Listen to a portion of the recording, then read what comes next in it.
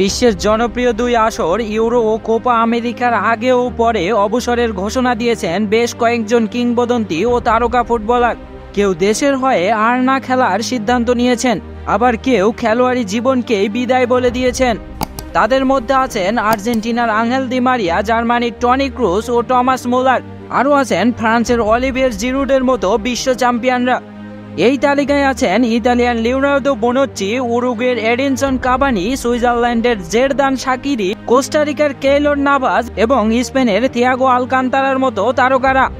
Olympic, Copa America, Finalissima ও বিশ্বকাপ আন্তর্জাতিক ফুটবলে বড় এই চারটি টুর্নামেন্টের ফাইনালে গোল করা একমাত্র ফুটবলার আঙ্গেল দি মারিয়া।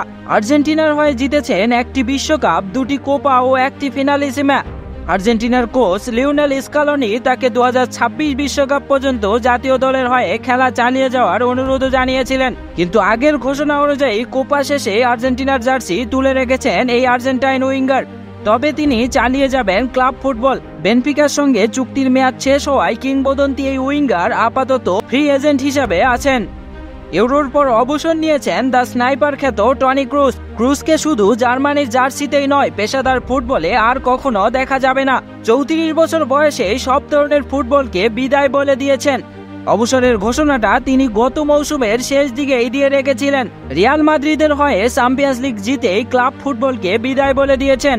জার্মানির 2014 বিশ্বকাপ জয়ী দলের এই সদস্য ক্লাব ও আন্তর্জাতিক ফুটবলের সম্ভাব্য সব শিরোপাই জিতেছেন, শুধুমাত্র ইউরো ছাড়া। ইউরোর কোয়ার্টার ফাইনাল থেকে ছিটকে যাওয়ার সেই হতাশা নিয়েই টনি ক্রুসকে বিদায় নিতে হয়েছে। এই তালিকায় আরেকটি বড় নাম টমাস মুলার। স্পেনের কাছে কোয়ার্টার ফাইনালের হারের পর থেকে মুলারেরও বিদায়ের গুঞ্জন শোনা যাচ্ছিল। শেষ পর্যন্ত গুঞ্জনটাই সত্যি হলো। ইউরো শেষে এক ভিডিও বার্তায় জার্মানির জার্সি তুলে রাখার ঘোষণা দিয়েছেন 34 বছর বয়সী এই কিংবদন্তি।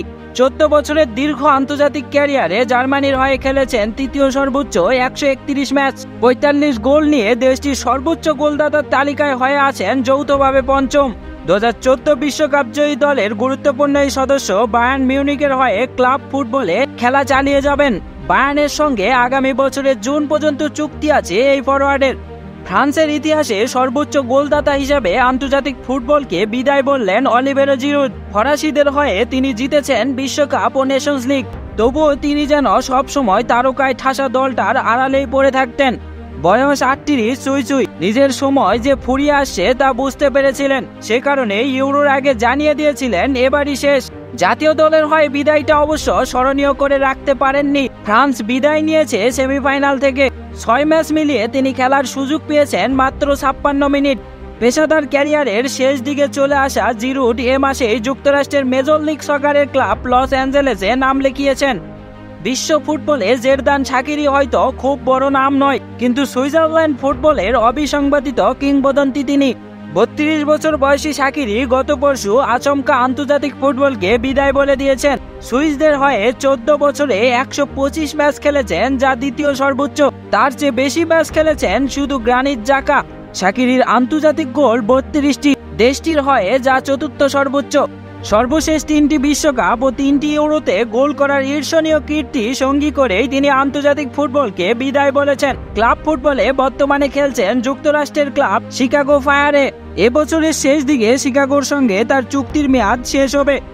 2011 সালে সর্বশেষ কোপা আমেরিকা জিতেছিল উরুগুয়ে। চ্যাম্পিয়ন সেই দলের সদস্য ছিলেন এডিনসন কাভানি।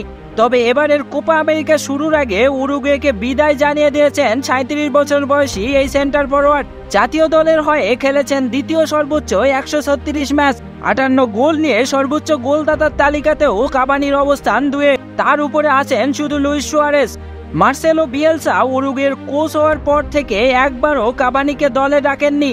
বিয়েলসার পরিকল্পনায় যে তিনি নেই সেটা আন্দাজ করতে পেরেই হয়তো কোপা শুরুর আগেই তিনি অবসরের ঘোষণা দিয়েছেন। কাভানি বর্তমানে ক্লাব ফুটবলে খেলছেন প্রয়াত কিংবদন্তি ডিয়াগো মারাদোনার ক্লাব বোকা জুনিয়র্সে। লিওনার্দো বোনুচ্চি টানা 13 বছর ইতালির রক্ষণভাগ আগলে রেখেছেন। দেশের হয়ে জিতেছেন 2020 ইউরো, খেলেছেন চতুর্থ সর্বোচ্চ 121 ম্যাচ। ওয়েম্বলিতে 2020 সালের ফাইনালের প্রসঙ্গ তুললে তার নাম নিতেই হবে। ফাইনালের নির্ধারিত সময়ের পর টাইব্রেকারেও গোল করেছিলেন তিনি। সেই লিওনার্দো বোনুচ্চি স্বাভাবিকভাবে সদ্য সমাপ্ত ইউরোর ইতালি দলেও নিজেকে দেখছিলেন, কিন্তু কোচ লুসিয়ানো স্পেলেত্তি তাকে রাখেননি ইতালির প্রাথমিক দলেও। কিংবদন্তি এই ডিফেন্ডার হয়তো সেই অভিমানে গত মে মাসে সব ধরনের ফুটবলকে বিদায় জানিয়েছেন। আর এদিকে আন্তর্জাতিক ফুটবলে আর দেখা যাবে না কোস্টারিকার কেইলর নাভাস এবং স্পেনের থিয়াগো আলকান্তারার মতো তারকাদের। For more updates, subscribe to our YouTube channel and click on the bell icon. Follow us on Facebook.